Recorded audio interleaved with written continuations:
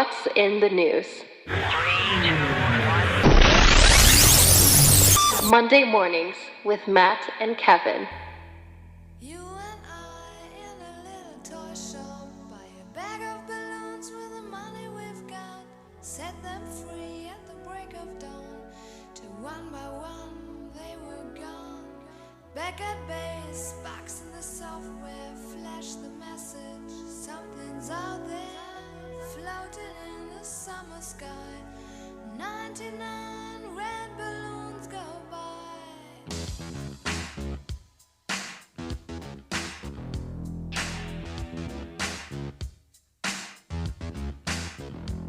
Well, what a perfect way to start a Monday morning, and a great song. Thank you for putting that on, Matt. Thank you for doing the hard work and producing this show. I really appreciate that. And if anyone knows that song, it's actually originally a German song. It must be 99 Luftballons. So it's 99 red balloons. For anyone who's around from back in the day, it's kind of an anti-war song, kind of a joke about how this girl's in a store in Berlin. She buys some balloons. She pumps them up with helium and then accidentally lets one go. And then the countries go to war. I guess the communists versus the West, they go to war, and nuclear war, and they blow up the whole world because of this balloon that was let go. And it's kind of obviously a farce about it, but it's a really actually pretty deep song, and one of those unusual pop songs that I actually really enjoy. I think it has a pretty cool meaning and a pretty perfect meaning for what on earth is going on in the world this week, or in the U.S. Matt, and apologies first of all for I've got a bit of a cold, so I may have a bit of a funny voice. I may be coughing a bit, but Matt, I don't know if you've been following it like I have, but that was one of the weirder situations I have ever seen in my life. That whole Chinese balloon issue. It is fascinating. Absolutely fascinating. It has taken, I think social media, has helped contribute to this phenomenon here, but everybody, like I've seen Elon Musk, I've seen, prominent names, Donald Trump Jr., just, making all of these jokes and all these memes and all of these puns about what's going on. And I think what I love here is everyone seems to have an opinion. Everyone seems to have a thought on what's really going on here. And it's kind of been fun.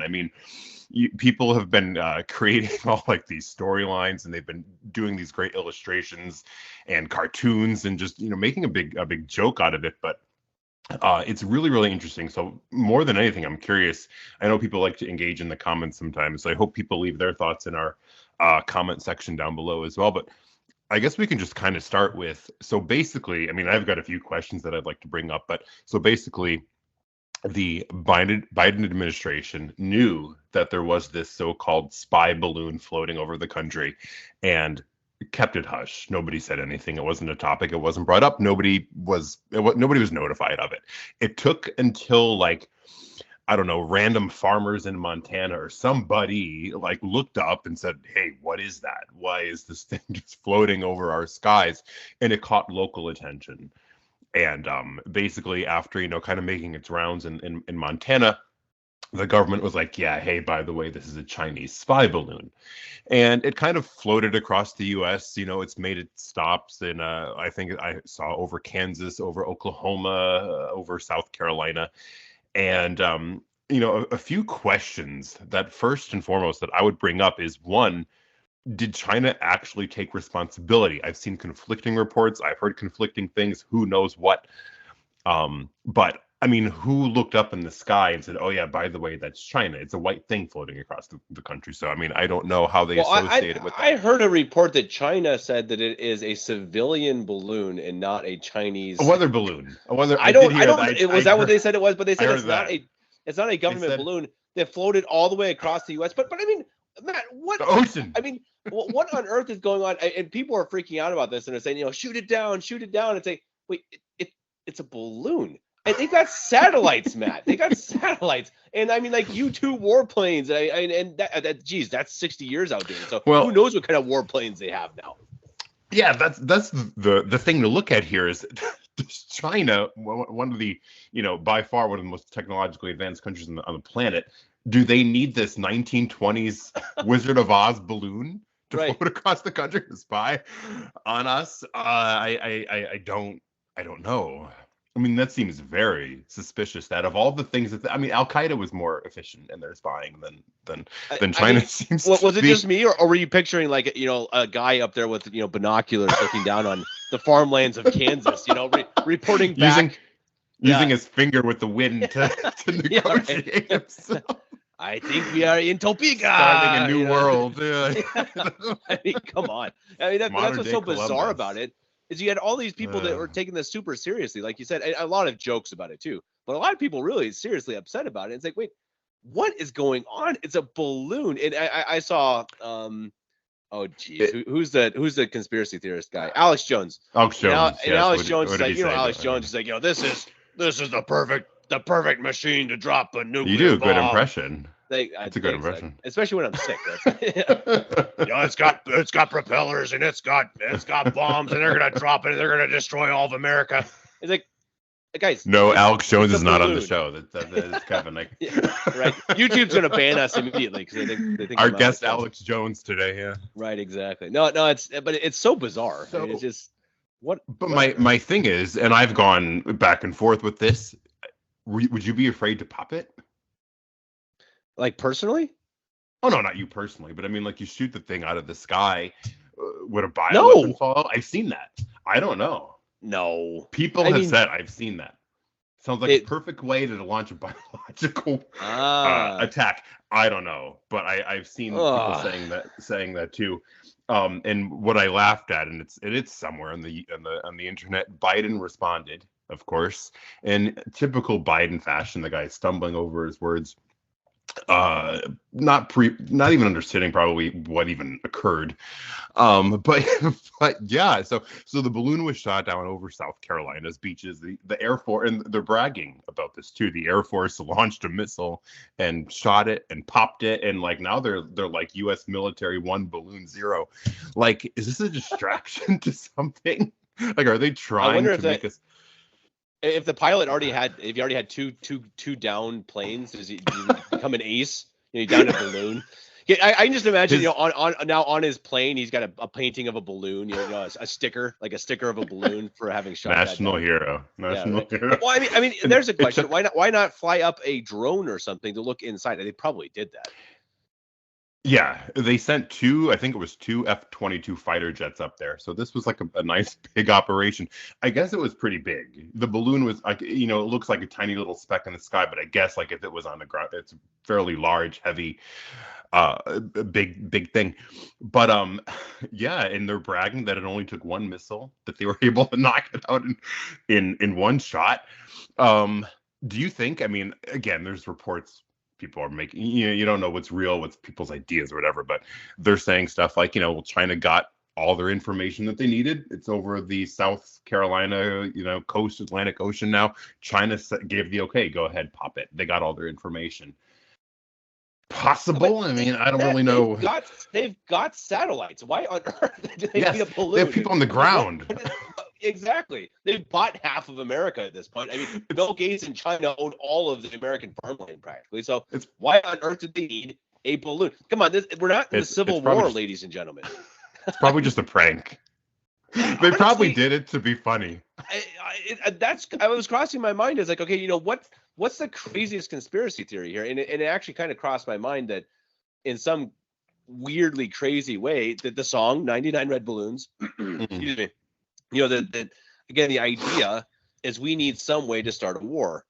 And, I mean, somehow they're thinking, okay, I guess a balloon is crossing into our country. And you know what? If it is China's, then yeah, hey, you don't send a balloon over here and spy on. That's not cool. But then it's so ridiculous that it's like, wait, it's a balloon. And again, it just doesn't make sense. And it made its way over the Pacific Ocean too. So it crossed all the way over. And it's also to say, like, we're not watching our skies. Like we're not seeing what's up there. And like they, I'm sure they are. So I don't know. This is probably just, maybe they're mocking Kim Jong-un. He can launch missiles. We can launch balloons.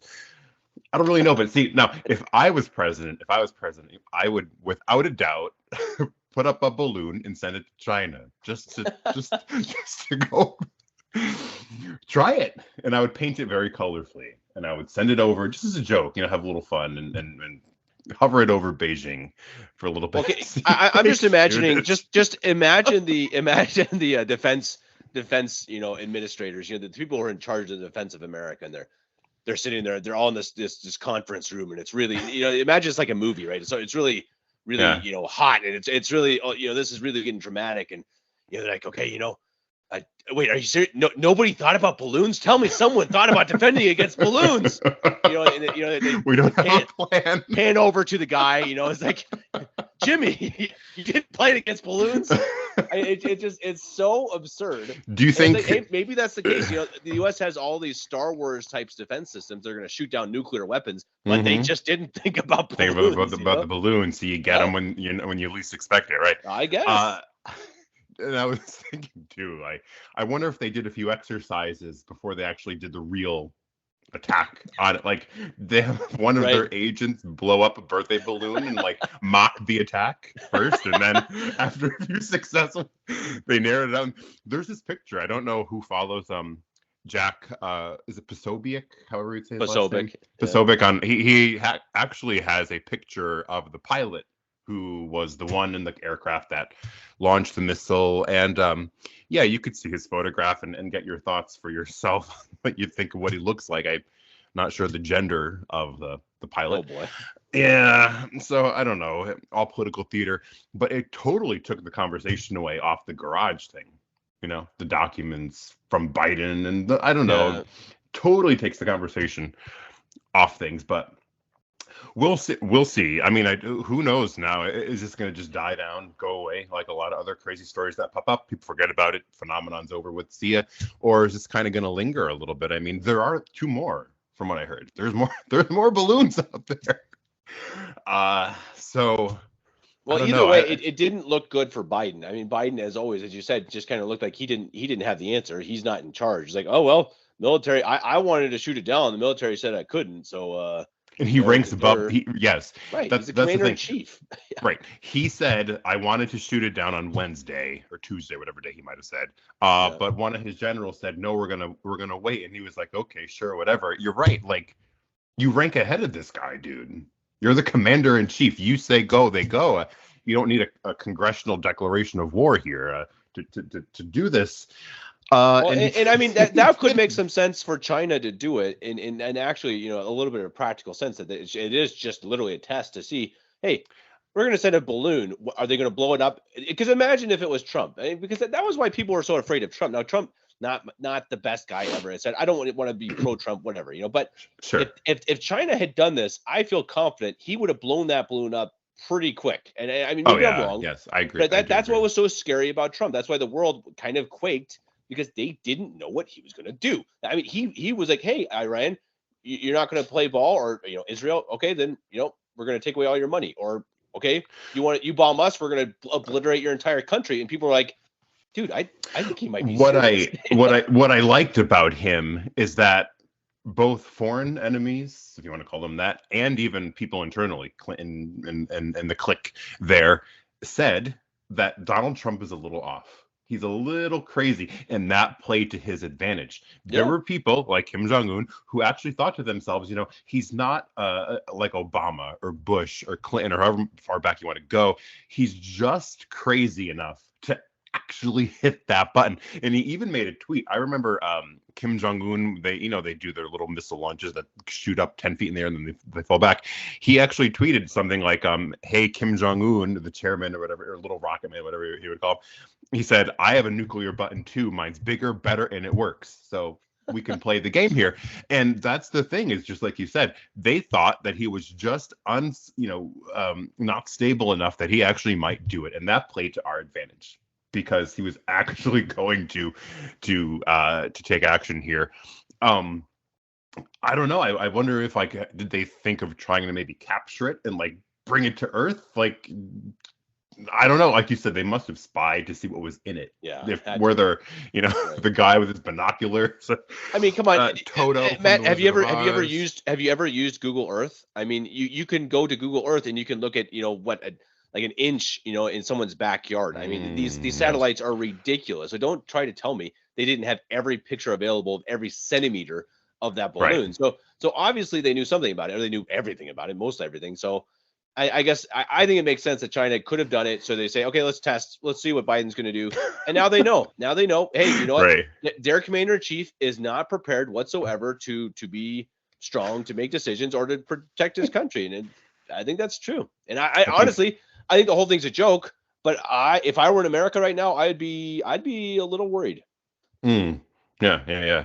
And I think too that, you know, it must be one of those situations where they're laughing, right? They're looking at how we're handling this, and they're like, look, they're letting these spy pieces of equipment or whatever fly across their country, and nobody seems to be doing anything, or nobody seems to be caring much at all. And what's interesting is you get little insights, I guess. Donald Trump Jr. is very active on Twitter, Donald Trump's son, and he has posted stuff like, you know, we would have shot it, we would have done this, we would have done that. So you do kind of get that insight as to what I think the Trump administration would have done. And I think I don't even know who our Secretary of Defense is anymore. I think I can't Probably even. won't. You're not even an American. You're right.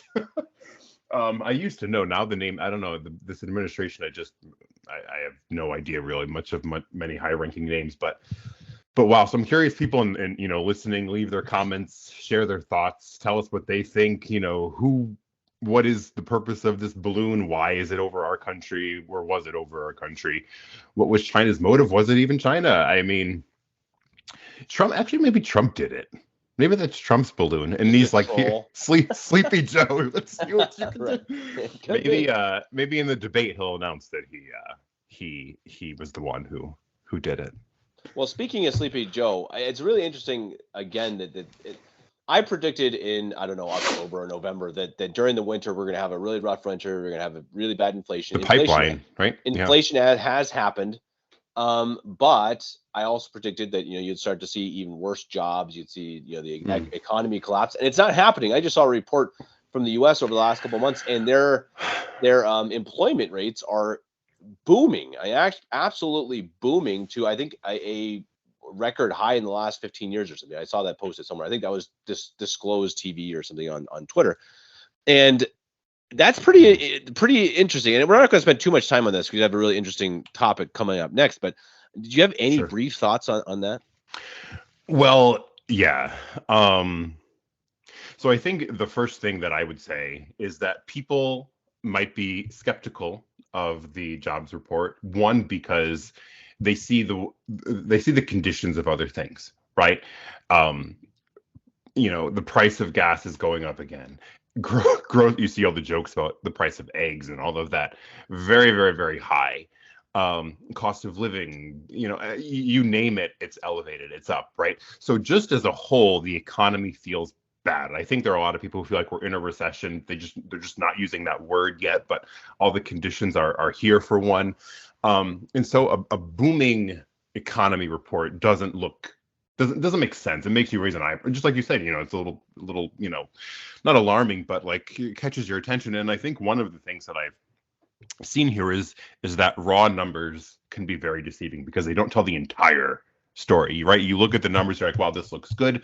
But oftentimes there's layers of it where there's information beneath that number that explains it a little bit more. And one of the things that I heard was that in order to keep up with the cost of living, in order to keep up with rent and the housing, everything, you know, people have had to take a second job. So people who, you know, they're employed, they have a position, a full-time job, they're taking on more work, and that's contributing to people being hired, people quote unquote entering the workforce. Also, I've seen people say that people who were retired aren't getting enough money to live off of anymore. So they're having to go back to work, and that's pushing people back into the workforce. So it looks like more and more people are getting jobs. So that's one way where the numbers can kind of be manipulated. And other groups of people have said the number's totally false. Don't believe it.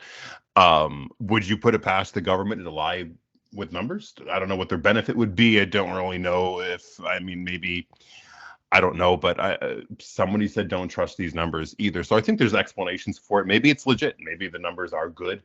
But I do think that it's very likely that, yeah, people are coming out of retirement because they realize they can't live off of their, you know, their benefits package, or people do need a second job. I mean, I've seen, if you just look through Twitter, people have said, you know, like, I've taken a second job because I saw one guy say, in order to live the life I lived 5 years ago today, I need an additional $20,000 a year. So I'm doing something on the side. Yeah, I know. So that certainly can contribute.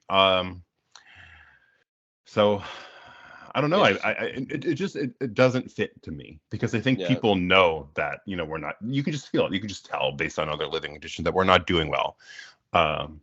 It's just kind of obvious. Yeah, that's kind of what I wondered. And obviously, since I'm not there, it's hard to say. But I can say, and I obviously see inflation. I think everybody sees inflation. The cost of everything has risen. But the cost of fuel. We have a diesel car, and it was Mhm.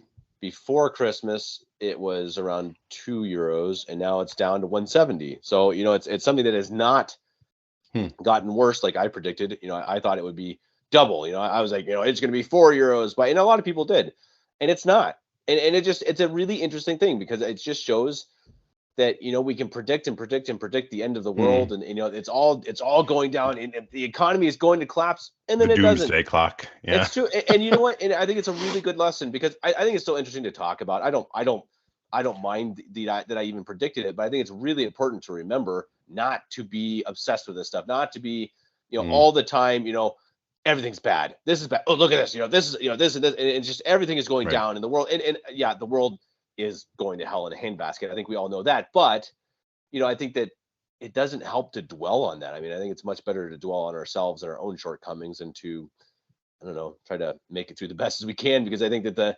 negativity really doesn't just drag on you, it drags on everybody Yeah. around you. So that would be something I'd recommend. And for myself too, again, don't always think just because because you see things that might be doesn't mean that they are or that they will be. I think that's an important thing to remember. But there is some news that is pretty tragic if you're a semi-trad or people members of the indult groups of the Novus Ordo, and that's something that I think you're kind of more of the in that type of news. So what's going on with SSP or SS Fraternity of St. Peter and Christ the King? Yeah. So I think people heard a few months ago that Bergoglio was going to take this Traditionis Custodes to the next level and really, hit these indult communities, right? Indult meaning that they basically have permission to say the old mass. So that would be the Fraternity of St. Peter, the Institute of Christ the King. And so the latest rumors out of the Vatican, this was brought up originally by Mario at Novus Ordo Watch, but other sites have confirmed it as well, that the Vatican, I'll just read this verbatim here, the Vatican will unleash another attack against the traditional Latin Mass on April 3rd. Now, this is Holy Week as well, by the way. So this is going to really stir some, ruffle some feathers.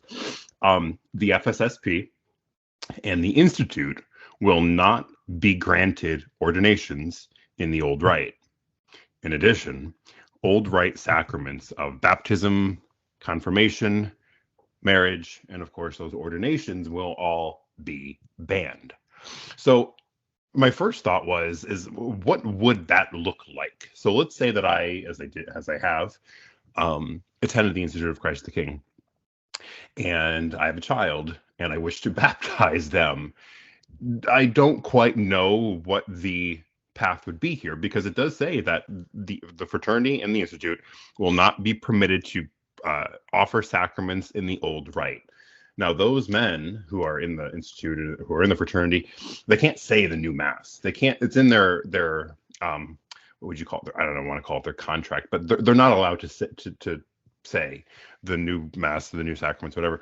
So what are they going to say? Like, we can't baptize your child here. You've got to go to the local, Novus Ordo church. Then you can. I mean, are they only a mass functioning parish? I don't really know what this is going to look like, and I think we'll have to wait and see. So I think people, they're going to be forced, and I think this is where people are going to have to make a decision one way or the other, right? My inclination is that a lot of people will find refuge in the society. They'll go to the SSPX. There's a lot of them. They're plentiful. My state alone has 2 chapels, and we're small. They're spread out, and they tend to be fairly accommodating. So I think it's going to push people away. What that will mean for the fraternity and the institute, I don't quite know yet. I is this step one of many more?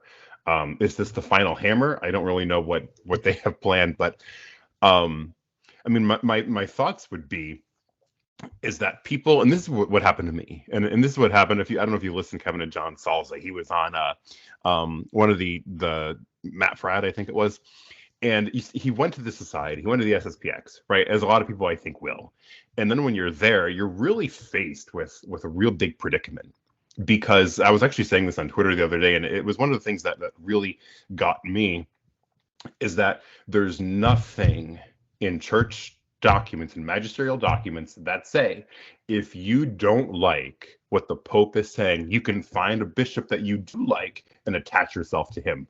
And that is the massive problem with Lefebvreism. That is the to me anyway, the crux of the matter here with the SSPX, is that there are so many people there who would take what Lefebvre scribbled on a piece of paper as magisterial. And when you read the words of Paul VI, of John Paul II, to Marcel Lefebvre himself, they warned him numerous times. John Paul II used the word schismatic. This is firm disobedience to the Roman pontiff. This is schismatic. He actually said that. Actually spoke a lot more like a pope than Francis did. But you really come to see that, hey, I've got a problem here, because all these talking heads, including the society, they do attach themselves to Lefebvre as they are the final say here. But there's nothing, you can't find a document. And take Denzinger. I said this online. No one can see me. We don't have cameras, but I take Denzinger. Look through the papacy. There's nothing that says when the Supreme Pontiff enacts, decrees, defines whatever on the universal church and church discipline and such matters, you could just ignore him and attach yourself to, example, Lefebvre. It doesn't exist. And you're put in that spot. And someone like John Salza, to his credit, recognized that. And he pulled away from the society, because it really is a rift here. It's a very big question of authority. Just one final point here. The point is, it couldn't be more clear that the Catholic Church is a visible society whose members are baptized and they share one faith in common with the Roman Pontiff. You cannot recognize and resist your way out of that. And I think people, I see people on Twitter, they do realize that. And so it will be interesting for sure to see where we go with this. Yeah, I'm curious too, and I think that it's obviously sad. I have friends who are members of the FSSP and the Institute, and I think they're wrong. I think they're in obviously the wrong church. It's a false religion, a false church. But I do think that many of them are just trying to be Catholic, as I think many of us can understand. They're on a step, they're on the path, trying to find truth, trying to find tradition, trying to find the Catholic Church, and it's confusing time. And I think that I'm super happy that Bergoglio is doing this, because I think that it has to make more and more people aware that, hey, we can't do this. Okay, if they're not going to let us get married here, we're not going to go to Father Jones. Father Donut. I don't know if you saw. Yeah, exactly. Yeah, these clowns. These literal. They're clowns. Like actually, they're actually clowns. And so we're not going to do that. Now we can't go to FSSP. So yeah, you're right. They're probably going to go to SSPX, which, as you said, it's just the wrong position. It is. You can't have your cake and eat it too. It's not how the faith works. It's that there's a reason why many of these things were defined at Vatican I. It was all in preparation for this time. Like in Pius X too. Warned against modernism and warned against and loved the papacy. And it's something that there was it all happened for a reason, and people still kind of ignore it. I was going to ask you though, Kev, what's the presence of those groups out there? Like maybe, I don't know if how split Europe as a whole is, but maybe just in Germany, like does the fraternity or the Institute, do they have a presence there at all? I know the Institute's in Italy. What's it like? Yeah, for sure. I mean, I couldn't tell you numbers, but it's definitely here. I mean, surely many, many, many more than you'd have Sede Vacantis, more than you have in SSPX as well. So they're pretty big, and I think that you see the conservative, the conservative Novus Ordo. They've got a pretty firm grip, especially among young Novus Ordo Catholics. And again, if these in Europe, in Germany too, in Germany, Austria, I can speak fairly well, and I know some of these people. A lot of why they attach themselves to it is because of the Latin Mass, which it sounds like that's not being taken away, because Bergoglio understands if he takes that away, he'll lose all of them. if he takes away the sacraments, then he'll lose some of them. And I think that, I hope, and what I think we need to do in Europe somehow is to become more visible, because I can speak, at least in Germany, we're very invisible as State of a contest. In the U.S., it's more on the map. There's more known names. Father Cicada, Bishop Sanborn, even Bishop Pivarunas. I mean, there's names that even people, like Frad, these guys who are, salsa, they would know. They'd be like, oh yeah, I know those names. In Germany, it doesn't really exist. I mean, you've got a couple names like in Italy that are a little more well known. But I think we need to get on the map a little more. I've thought about that, and one of the things that I've heard, now the set of a contest, the RCI, the Roman Catholic Institute, I think they have what's the other one in Italy, the IMBC. They've got presences in Europe, but I think when you go to the bit east a little bit, people in Poland, for example, there's really no set of a contest stronghold there, and I was wondering what might it be, and a thought that came to mind was, Europe is filled with beautiful Catholic churches, whereas when you come to America, we do have the Northeast here. New England has a lot of Irish Italian settlement from the early 1900s. But if you go down south, like state of Florida or in that area, or even out west, a lot of the Novus Ordo churches are hideous. You can clearly see that it's a new religion. You can see that these churches are very ugly. Whereas I think if you're in Europe, right, even though it might be the Novus Ordo religion, you have these beautiful cathedrals that a lot of people typically go to mass in on Sundays. So the sense of, I don't know what you would call it, the disconnect, I think, isn't as prominent there. You can't see the full ugliness of it in Europe because a lot of those beautiful buildings still stand, whereas here you can see that something is wrong. These are ugly churches, and I think that might have something to do with it. Well, I can tell you, I know in Poland they call it Wojtylism, because it's JP2 is worshipped really in Poland. He's had a huge impact on them for the last 60 years, and so that's a big reason for Poland. But I think in Germany, again, I can speak a little bit more to Germany, is that the German culture, they got a lot going for them, but they also, how do you say it, that they have a general malaise. Americans go hot and cold. Americans do a lot of good things and a lot of really shockingly dumb things. And they just go up and down. And good politics, bad politics. And in Germany, it's not really like that. They're much more, they're much more quiet. They're much more private, and they've been just so brainwashed for generations to not care. I don't know if that's the right word, but I don't want to be too harsh on Germans because I love Germans, but there's a general laziness in a way. Yeah, kind of like, I don't really need to believe in anything. And I mean, it shows you it's a lot of modernism. I mean,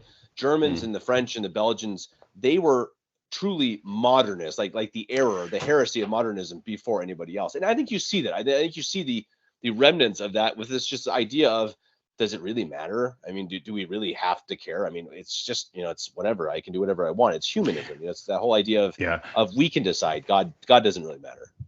Right. And I think, a lot of countries out there where it might not be as popular, say France, Portugal or what have you.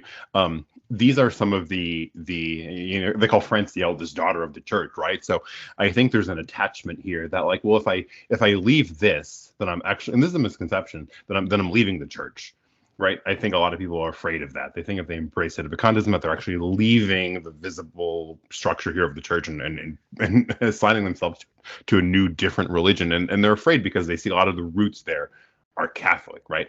And I think that certainly plays to it, but kind of just to jump back really quick to the original point that we were talking about here. These people in the fraternity, in the institute, they're the same ones who continually say that, the council was pastoral, it's not binding, it's not pastoral, it's pastoral. Yet they need, in order for their organization to even exist, they have to have signed on to it. So how pastoral is it where they're forced to have their signature on all these documents? Because that's why they operate. Unlike society, they put their name on these things. And so I think there's going to be a lot of riffraff too, because their argument here especially with the Institute of Christ the King, is that John Paul II gave us permission and no one can take that away. I have heard that numerous times. And the problem is, well, okay, but John Paul II is not here anymore. Your living rule of faith is Francis. He can give what he wants and he can take what he wants.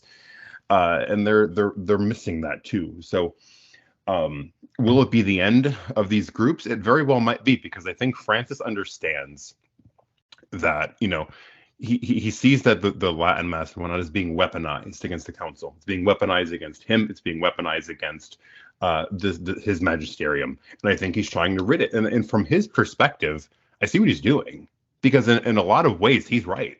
There are two coexisting churches in this one Vatican II umbrella. Something has to give, and he's using his authority to smash it.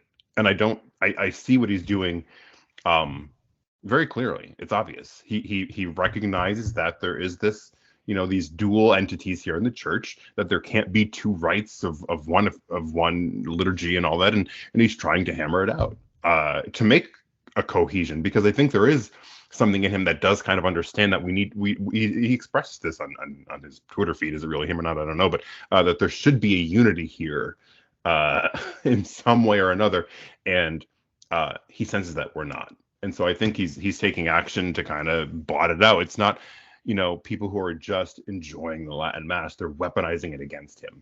And this is something that people need to remember. And if anyone listening to this has questions, I will gladly set forward your questions to a traditional priest. I'm in touch with many, and I know there are some that would gladly answer your questions. So email me at kevined9davis@gmail.com. I will definitely forward your questions to a priest who will answer them for you, hopefully at the most convenient time possible.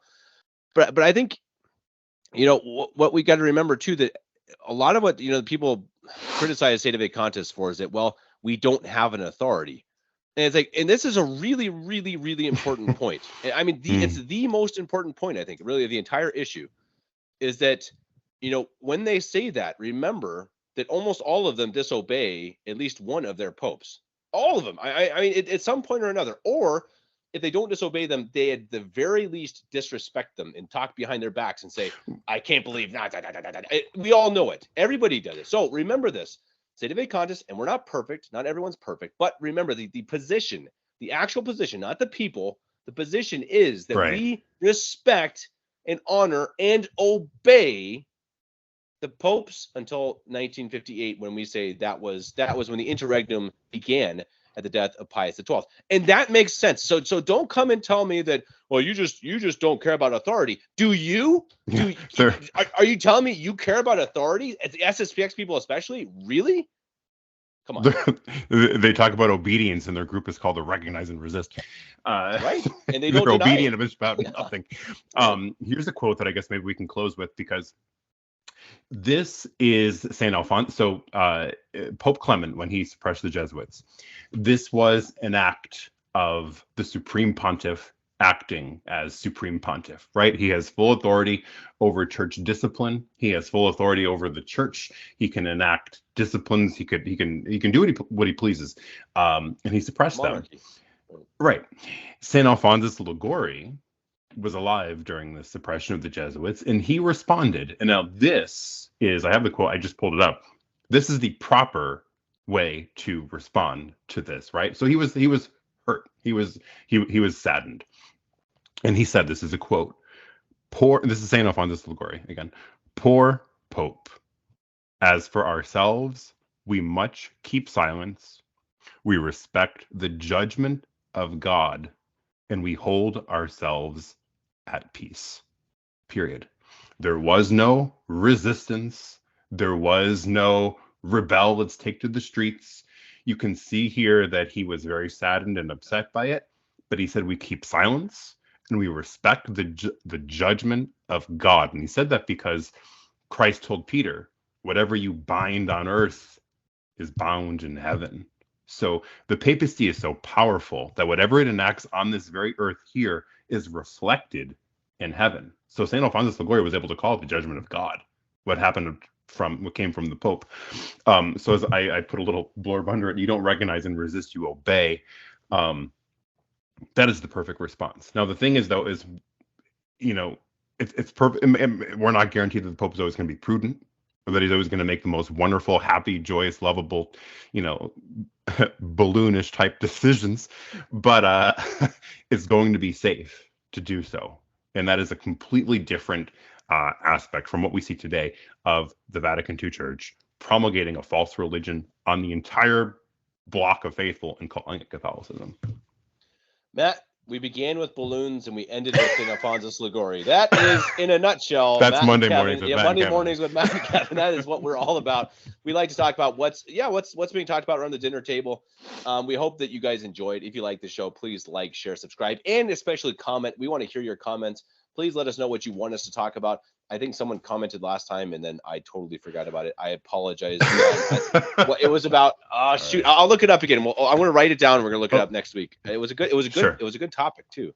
Sorry, whoever that was. But I'll look it up again. And, yeah, but please let us know what you want to hear our opinions on. We're right every single time. We're always correct. So if you want, especially about unemployment numbers, exactly. If you want an absolutely guaranteed correct opinion, let us know what you want to hear. We appreciate you guys. We appreciate you sticking with us, and we appreciate you listening. And well, until the next balloon, maybe it's next week. Maybe there's another balloon story next week. Maybe it's an entire army, a flotilla, balloons, a balloon flotilla. We'll have something else to talk about next Monday. Matt, until then, I'll talk to you later. God bless.